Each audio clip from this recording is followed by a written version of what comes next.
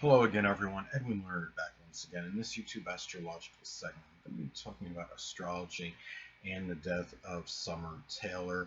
And some of you may have heard about this. She made the news recently very tragically in traumatic and devastating manner. She had been run over by a car in Seattle, Washington. She was a protester for Black Lives Matter, and car looked like I saw the video on YouTube, or a video of this on YouTube, and the driver looked like he was driving very recklessly, and he veered out of the way of some people or something, and after he veered out of the way, he wound up crashing. He wound up hitting Summer Taylor and her friend, and both Summer Taylor died, and the friend was in critical condition. Last I had checked, and I found her birth date. It was on her Facebook profile is July 26, 1995, and I mean she was only 24 years old when she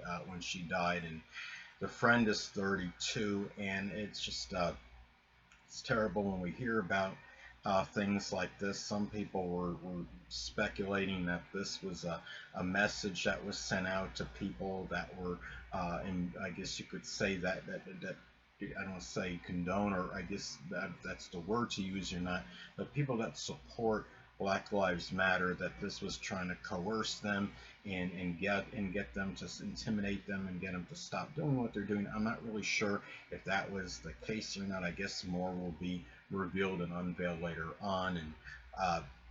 And the thing about it is her birth date is July 26, 1995, and puts, I don't know the time of birth, of course, and of course I had to improvise once again and do a solar sunrise chart. Put her sun sign in Leo, obviously, and the moon in Cancer, and in the solar sunrise chart, of course, that's the sun being at the same position as the ascendant.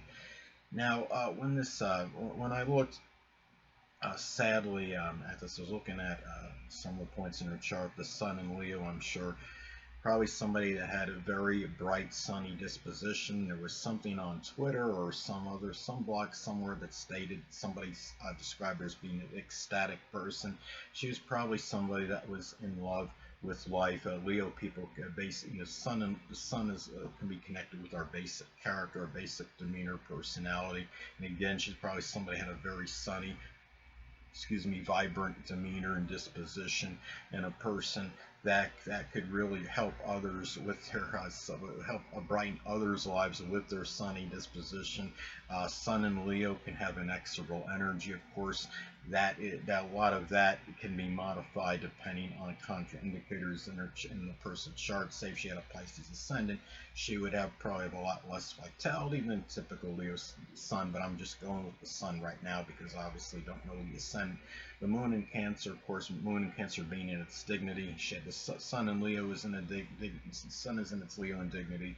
Moon in its dignity in Cancer. She had very good placements. Moon in Cancer, of course, could be very nurturing, and it's interesting because it's such a disparity from her sun sign. You're going with one of the more introverted zodiac signs with Cancer, but then the sun in Leo, of course, the basic character is very extroverted and gregarious. They are very more attention seeking. Moon in Cancer, really that energy, not so much. But although the sun, remember, is more about our conscious, the moon is our unconscious character, and it's more about our emotional needs. There might have been more of an emotional need for more introspection and home and family life, while the sun in Leo, the basic what the person wants is more about extroversion, maybe even partying, being gregarious, having getting seeking attention. Now, when I looked at the chart, it put a number of planets in the 12th house as far as the solar sunrise chart goes. It put it started out with her moon being using the sunrise time, of course. The moon followed by the moon in Cancer, followed by Venus in Cancer, followed by Mercury, and then hitting the sun. It was all a series of conjunctions, and of course the sun is conjunct the first house cusp, which you would say would be in the first house, but the other three planets in the 12th. You have the starting out, when you look at it like a, when you look at a stellar, when you look at planets that are, I should say planets that are just conjunct each other, when you have a series of conjunctions with planets, what you basically, the way you delineate it, you break, some people may know this, others may not, you break it down very systematically. It's, you start out with the first one in the order. It starts out with the moon. The moon can be connected with the public, and Cancer is very nurturing, very caring. Venus can be about, followed by Venus, that nurturing energy, the public energy, going into values, and then followed by Mercury. And sadly, in this case, I'm thinking that that might have manifested, as far as this incident went. Mercury can be connected with cars. Cars. It really, it was something that where she, at the time, she was in the, I mean, she was, it's almost like she was destined to be in the public in a very sad way, being in the public, supporting some kind of value, which is Venus, the public being the moon, followed by Venus. Then Mercury can be vehicles, in this case a car, and then followed by the sun, and that's light, and that's the life, that's the physical body, the car, and then the physical body. And I know it sounds, you know, like I'm being, it sounds very morbid, morose, but I'm just being honest. I think that's how it could have manifested in this case. And it, sadly, this was something which where she did have her life. This was an experience which did you know, end her life, sadly. And uh, the thing about it is, in the fact that you're talking about the sun in Leo, this was something that was, the life ended very, you're talking about very dramatic fashion, sadly. And I think that's, maybe that's how this could have manifested and panned out, sadly. And in the solar sunrise chart as well, she had Chiron in Virgo conjunct Mars in Libra, and it's in the third house. So it wouldn't surprise me. You're talking about Chiron in astrology, can sometimes be about our actual physical ones. It's not just about emotional ones. When she got hit, it would not surprise me if there was some kind of injury or laceration near her spleen area, because that could be connected with Virgo. And you're talking about with Mars, it connected with something that was reckless, perhaps very impulsive. And being in the third house is associated with local transportation, can be vehicles, I mean, cars. I mean, those are things that are associated with the third house. Local transportation can be associated with cars.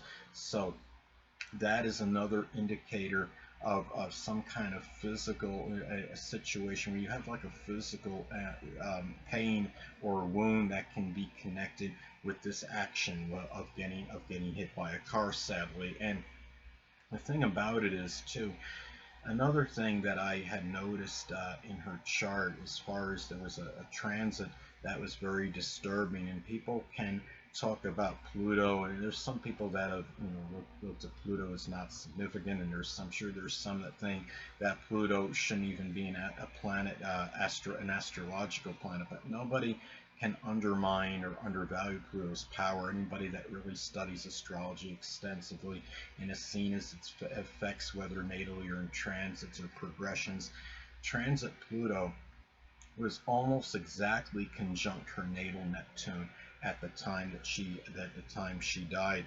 And you think, well, how does this manifest and pan out? When you have transit Pluto, Pluto can be about death in astrology, and you're talking about Neptune can be what's nebulous, unclear, or unseen, and it's also associated with filmography and photography. So it's not surprising that this was a death that occurred, and you know, her death occurred, which was going to be seen in videos. It's been shown on YouTube. It's been talked about. You know, it's been talked about on the internet, but it's also, but when I'm talking about Neptune, you're talking more about, you know, filmography, photography. It's been shown in videos and talked about on, I'm sure, talked about on YouTube videos as well. And it makes this very confounding too. It makes you wonder if there was if the driver might have been intoxicated or been on drugs or had been drinking alcohol. But according to one online blog I saw, and one report, it stated police didn't think that the person was under any influence. But I guess we'll let this play out and see what actually happens. And as far as that goes, but it's just terrible that something like this were to take place. She also had another interesting transit. She had transit at the time. Transit Saturn was making a close conjunction to her natal Uranus, and of course that can manifest in a multitude of ways. This can manifest in some cases of one trying to extricate themselves from something that's very restricting or limiting. You're talking about a situation where I'm sure she felt that maybe other people, at least somebody else's, maybe someone's freedom was somebody. How can I explain? Basically, she might have felt maybe her freedom, maybe in some ways, was inhibited at this time. But it could also, the way I see this, is that when you have a transit like that, transit Saturn can be about laborious effort, and it was making a conjunction to her natal Uranus in Capricorn. So it could have manifested with her as perhaps working. Saturn could be laborious effort, working laboriously on some kind of you're talking about Uranus, so maybe some kind of reform with something with authority. And authority can be connected with Capricorn, police reform in this particular case. I think that is how it may have manifested and panned out with her. And she also had transit Neptune, making a loose conjunction to her natal Saturn in Pisces. Saturn in Pisces can be about working hard, laborious efforts for those that might be less fortunate. It could be the oppressed, the impoverished, the homeless, the hungry. In this case, maybe the people that she didn't feel was privileged as much. And in the black people, I mean blacks in this case is what I'm saying. Transit Neptune, not far from it, could have added more compassion and more idealism to this energy. So. But anyway, people, that's pretty much what I wanted to get at as far as astrology and sadly her death goes. Well, another thing too is what I want to point out, she also had Aquarius on the 8th house cusp in the solar, as far as the solar sunrise chart goes. So when you have the 8th house can be about one's legacy, and maybe perhaps she left a legacy as somebody that would be that would strongly enforce, condone reforming. Maybe a person that was non-conforming in her own right. Maybe a person very selfless that had humanitarian instincts. Maybe and I don't know if she ever did anything innovative, but a person that just was not going to just conform to what society had, and especially if society had some kind of something that she didn't think was fair, and that also ties into, I noticed too, she had a singleton planet, and that was Mars in Libra, and that's, of course, I mean, you're talking about Mars was in her 3rd house in her solar sunrise chart, and it's Mars energy, and you're talking about accidents and things that could be volatile. And there's something, I mean, when you have a singleton astrology, it can be more pronounced and emphasized and stand out more, it could take on more significance. So I believe that was her only planet in air in her horoscope. So, and keep in mind, this took place at the time when we had our lunar eclipse in Capricorn at the time. And Capricorn energy, sadly, we understand, could be very cold and callous, and that's undemonstrative. I don't know if this was a malicious or not, as far as her getting hit and getting run over, but we will find out at some point as far as that goes. And another thing I want to get at is that the ruler of her 8th house, one of the rulers of her 8th house, of course, that is Uranus, is one of them, because Aquarius is on the cusp of the 8th, and Aquarius has 2 rulers, Saturn and Uranus. One of the rulers was conjunct her natal Neptune. So when you have the ruler, a ruler of the 8th house of death, and it's hitting Neptune, that's an indicator right there that a death that somebody has could be one that could be somewhat nebulous or obscured, and something that might not be. That was hard to see. This was late at night when I was looking at the video. It looked like she might have got hit from behind, and it was difficult to see this. One other thing I want to get at. Hold on a moment, people.